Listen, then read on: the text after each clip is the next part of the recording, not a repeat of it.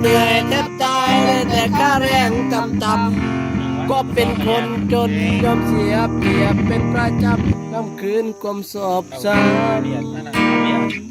ถ้าไม่ทำก็อดกินในยามจะกินไม่เคยเต็มอิ่มในยามจะนอนไม่เคยเต็มตื่นหลับลงคราใดฝันร้ายทุกคืนสร้างความโคมคืนยากเลยจนจิตใจอ่อนแอหมดเลยเชี่ยวโอเคเจ็บไว้ร่างกายสั่นสะท้านก็ต้องใช้แรงงานยิ่งกว่าใช้แรงงานช่วยคนทั้งคนต้องทำงานเงินควายแต่หนี้สินยังมากมายเกิดเป็นควายดีกว่าคน